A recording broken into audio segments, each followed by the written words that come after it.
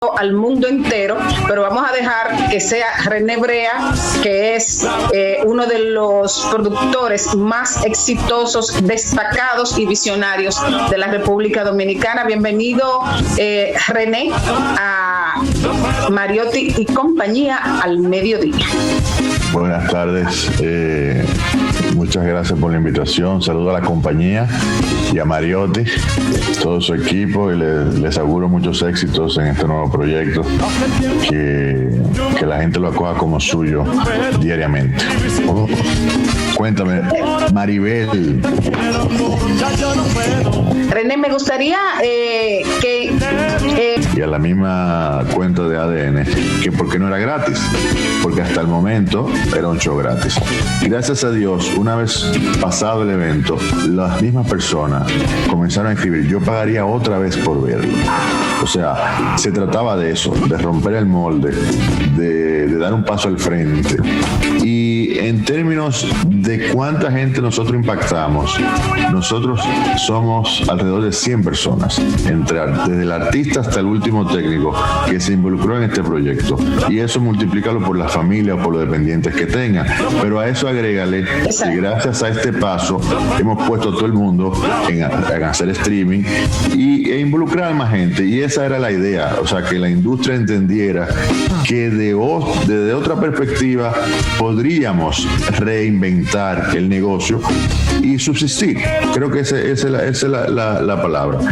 De uno al otro, tú sabes que el trabajo de un productor es hacer un traje a la medida. O sea, es tú conocer las condiciones de cada artista y hacer el show a ese traje que le quede perfectamente para que él sea siempre la estrella. O sea, son artistas que se manejan diferente en escena.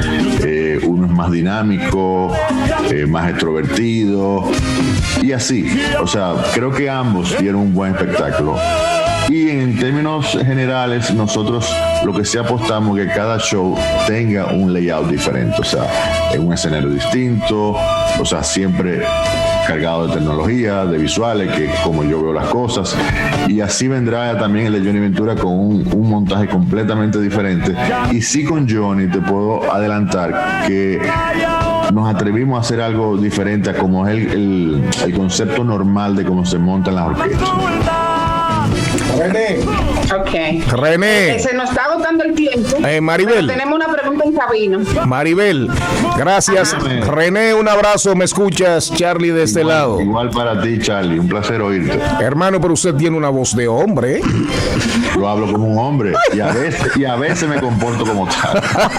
Mira, me encanta porque además hablaste de que vienes con Johnny Ventura y ya eso es prácticamente un adelanto y una especie de primicia, pero Celine Méndez y Cristian Morel tienen ambos una pregunta para ti con el permiso de Maribel Contreras. Adelante, Celine. René, Celine por aquí, hola, felicidades públicamente, de verdad que otro éxito para tu carrera.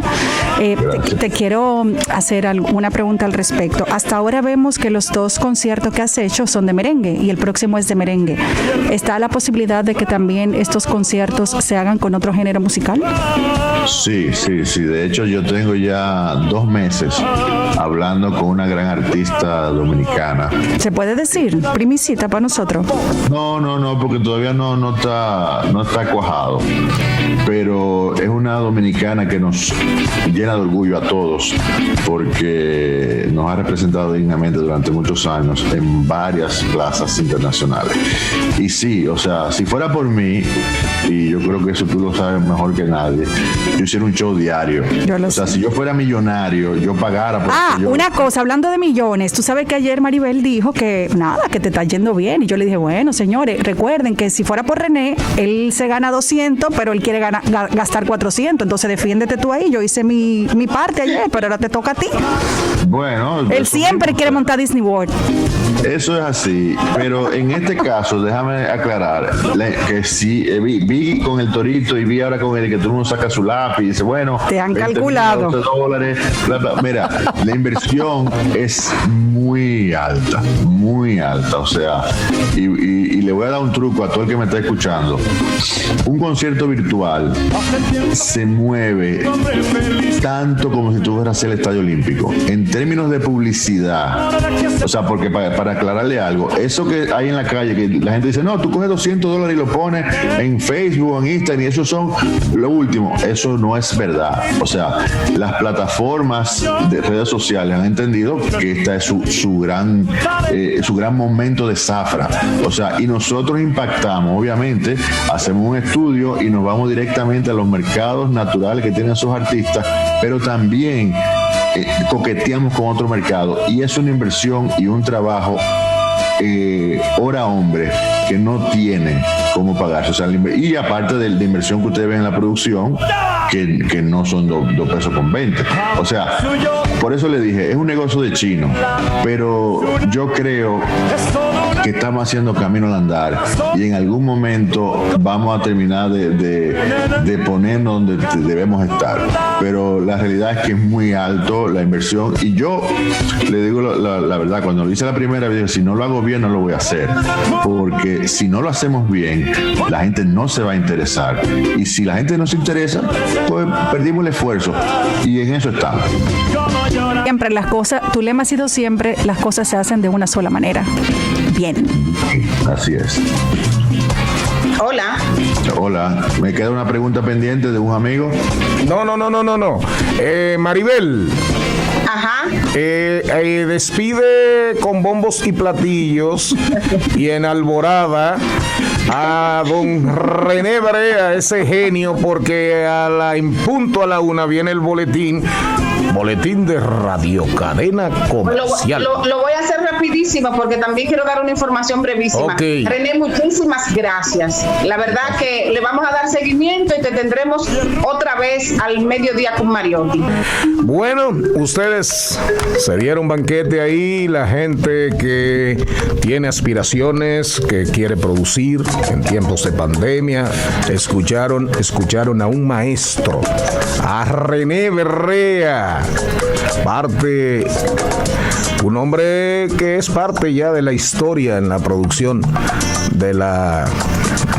en la producción de espectáculos en la República Dominicana. Agradecemos la audiencia de Alicia Esteves desde Connecticut y agradecemos el mensaje que nos envía José Antonio Aybar,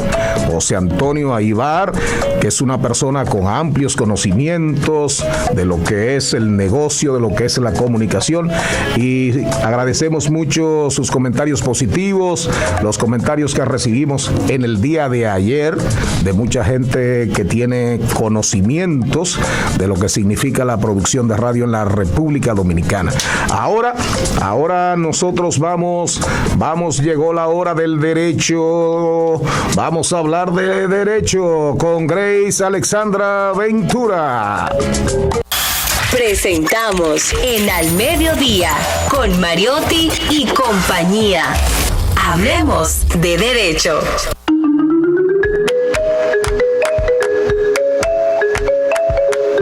Saludos amigas y amigos oyentes y este gran equipo que nos acompaña desde cabina. Mariotti, Daniel Pou, Celine y Cristian Morel, bienvenidos todas y todas al segmento Hablemos de Derecho. Hoy conversaremos sobre el suministro y el pago del servicio eléctrico. Y debemos decir que es la Ley General de Electricidad número 125-01 y sus modificaciones el marco regulatorio de este sector y que rige todo lo referente a la producción, transmisión, distribución y comercialización de electricidad, así como el funcionamiento de sus organismos. Por su lado, tenemos las empresas de distribución y generación de electricidad que están en la obligación de brindar estabilidad en la generación y en el suministro. Y por el otro, a los usuarios del servicio público que deben cumplir con ciertas prerrogativas que establece la ley. Y en efecto, para garantizar y velar los derechos del usuario de este servicio, fue establecida la Oficina de Protección a los Derechos del Consumidor y Usuario Protecom, teniendo como uno de los objetivos principales atender y dirimir los reclamos los reclamos de los usuarios frente a las facturaciones, a la mala calidad de los servicios o cualquier otra queja motivada por excesos o actuaciones indebidas de las empresas distribuidoras de electricidad. Son los reclamos, por ejemplo, por las altas facturaciones eléctricas que nos motiva a abordar en el día de hoy este tema, pues viene generando gran preocupación entre los usuarios del servicio. A diario vemos como una gran cantidad de denuncias de usuarios que alegan irregularidades en las facturas en vista de que sus consumos no se corresponden con los valores facturados. Y precisamente para hablar y profundizar sobre este tema, hemos invitado a una personalidad en la materia, al licenciado Ignacio Matos. Bienvenido, licenciado Matos, a este segmento al mediodía con Mariotti y compañía. Es un honor para nosotros tenerlo en la tarde de hoy para tratar este tema de gran interés. Muchas gracias, de verdad. Saludos a todos, en especial a don Charlie, a quien vengo dándole seguimiento de hace mucho tiempo, y a todo el equipo. A ti, Grace, gracias por la oportunidad. Es un privilegio poder colaborar en esta nueva iniciativa que engalana la programación radial al mediodía. Bueno, pues básicamente y brevemente podemos decir del licenciado Matos que quien es abogado, egresado de la Pontificia Universidad Católica Madre y Maestra en el año 2004, con especialización académica y profesional en temas relacionados al derecho público y regulación económica y con énfasis en la normativa energética y su subsector eléctrico. Ha ocupado importantes posiciones dentro de la estructura jurídica del sector eléctrico estatal, entre las que podemos destacar la subdirección jurídica de la Corporación Dominicana de Empresas Eléctricas Estatales en el periodo 2012-2016 y encabezó la Dirección de Servicios Jurídicos de EDESUR durante la administración 2016-2020. Pues inmediatamente le podemos dar paso al especialista en la materia para edificar a los oyentes sobre el tema. Sería importante iniciar explicando sobre el método o la forma de asignación de las tarifas eléctricas que prevé nuestro ordenamiento jurídico. ¿Quién las fija? ¿Cómo se determinan esas tarifas eléctricas, licenciado Matos? Excelente, excelente. Yo sé que este es un tema que ha generado mucha preocupación, principalmente en los últimos meses, producto de la particularidad que estamos viviendo todos a nivel global. Yo creo que lo más importante es comenzar diciendo que en nuestro sistema eléctrico hay dos tipos de usuarios del servicio. Hay usuarios que tienen la capacidad, por su nivel de demanda, de seleccionar libremente la persona, el proveedor que le suministra el servicio eléctrico y de negociar con él tanto el precio, la tarifa que va a pagar, como también la duración del suministro. Esos son los usuarios no regulados. Ahora, la mayoría de nosotros, y estoy seguro que la mayoría de las personas que nos están escuchando, pertenecemos a otro segmento, que es la modalidad de los usuarios regulados, que somos aquellos que no ostentamos la potestad, la prerrogativa de seleccionar quién nos suministra la electricidad, ni tampoco el precio al que la vamos a pagar. Somos usuarios sometidos a una regulación, somos usuarios cautivos en función de nuestro nivel de demanda. En nuestro país no existe la figura independiente de la comercialización, como en otros lugares, donde la comercialización se diferencia de la distribución. En nuestro país, las empresas distribuidoras de electricidad ostentan las dos funciones, es decir, distribuyen el fluido eléctrico y también lo comercializan al consumidor final. Por lo tanto, son ellas quienes tienen la capacidad, dentro de una zona de concesión específica establecida por monopolio natural, de establecer las condiciones en base a las cuales se presta el suministro, y la tarifa eléctrica la establece la Superintendencia de Electricidad como órgano regulador del subsector eléctrico dominicano. Se establece mediante una resolución de carácter trimestral que toma en cuenta tres factores esenciales. El primero es el costo promedio de compra de las distribuidoras al generador que le suministra la electricidad. Ustedes saben que en la industria básica de la electricidad tiene cuatro fases, que es producir, transmitir, distribuir y comercializar. En este caso, las distribuidoras le compran la electricidad a un generador, que es quien la produce, y ellas se la suministran a un consumidor final, que es el usuario en el que estamos conversando. Entonces, el primer componente para que la superintendencia trimestralmente fije el valor de las tarifas que paga el usuario final es el costo de componente del costo de compra de energía de la distribuidora al generador.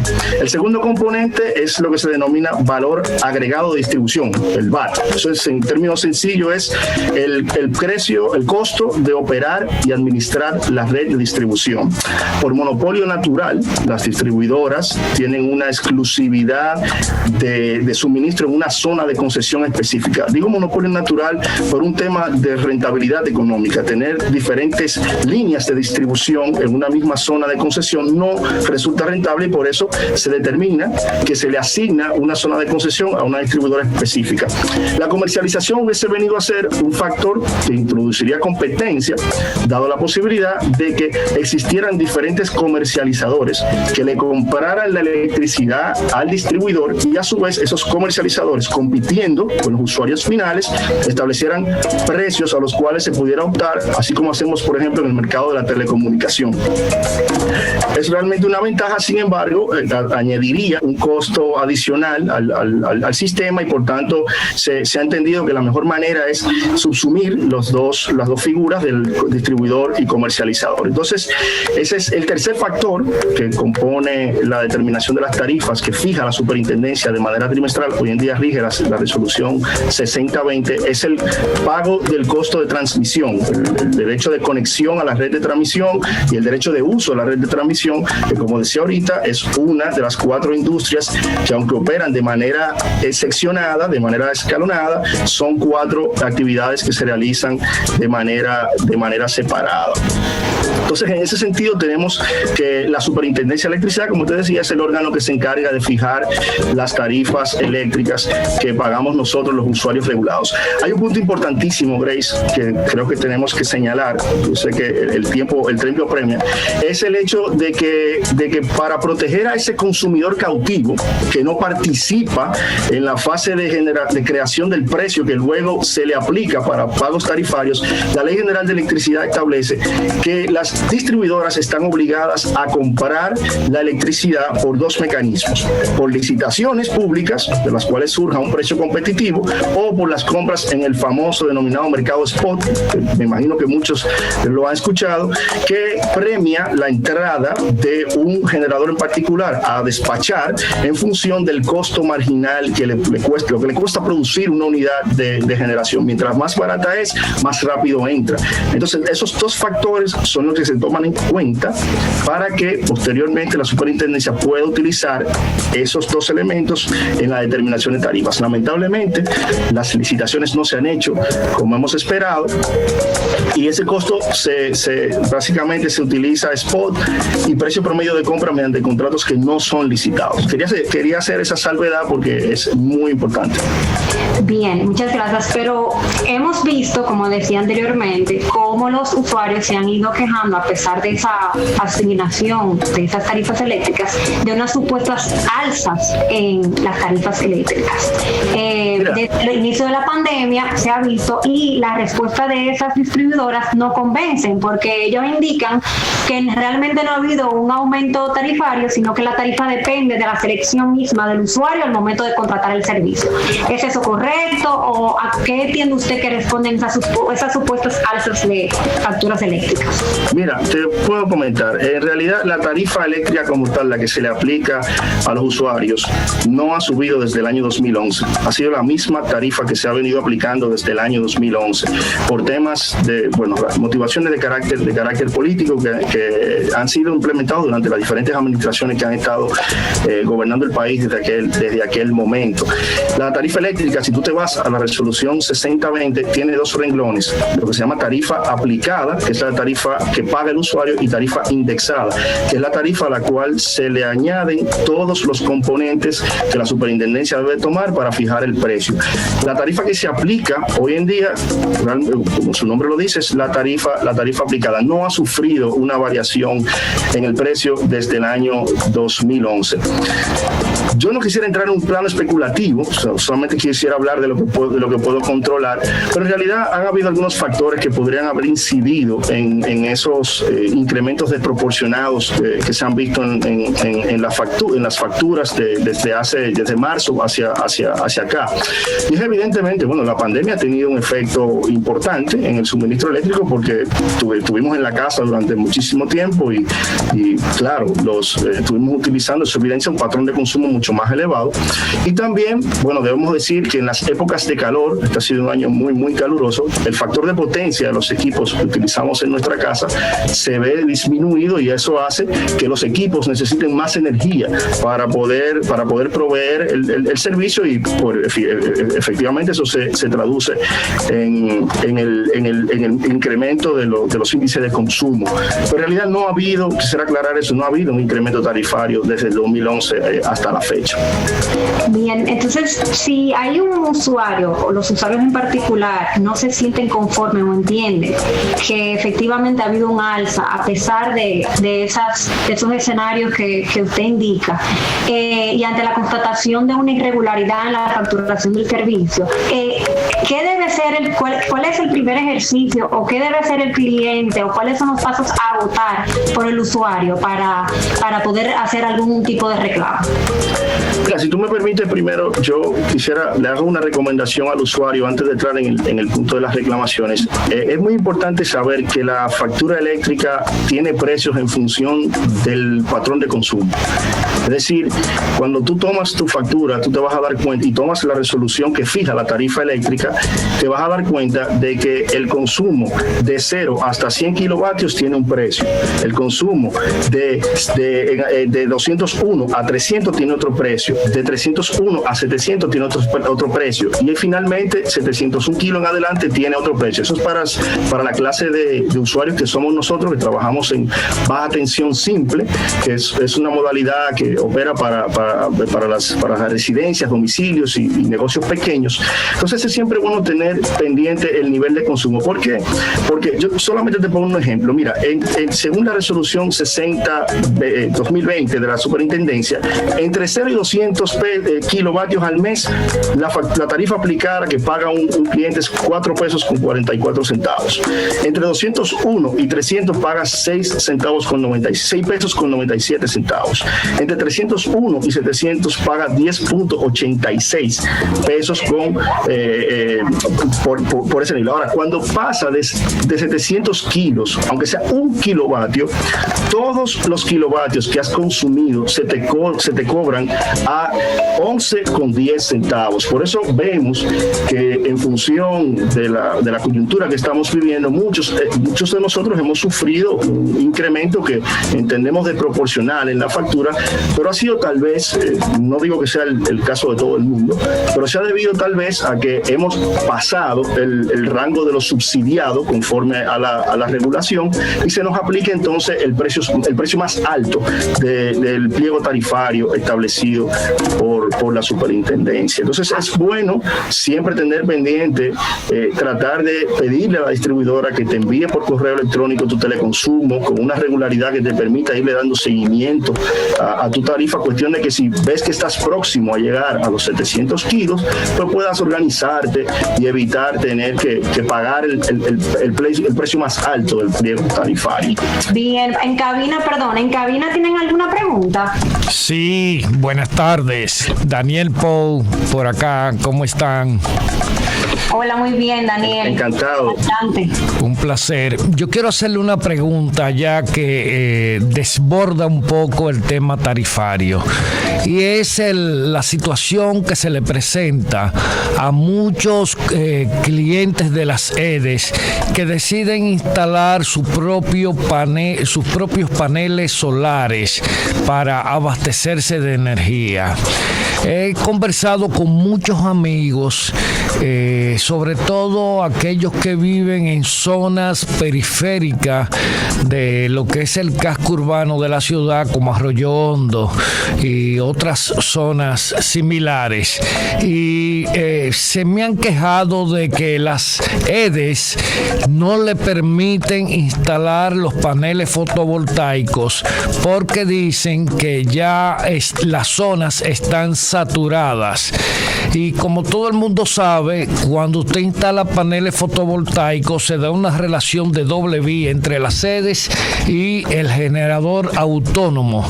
En este caso, el propietario del inmueble o de la empresa que tiene su equipo fotovoltaico.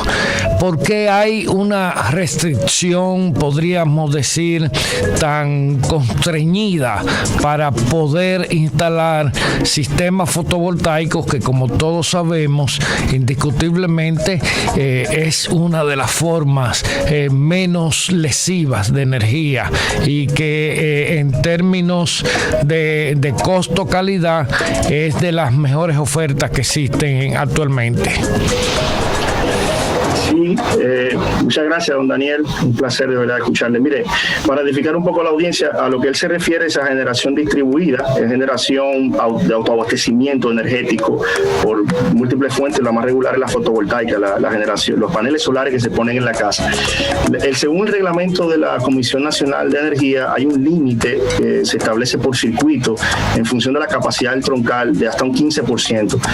Yo he visto muchas quejas de sectores que participan en este esquema que señalan que ese límite no responde a una realidad técnica, sino que fue simplemente un insumo que se colocó en el reglamento para impedir que se sobrecargara la capacidad del sistema, porque no se habían hecho los estudios para determinar qué cantidad de energía puede soportar un sistema en función de la que suministra la distribuidora y de la que inyecta el sistema solar de autoabastecimiento.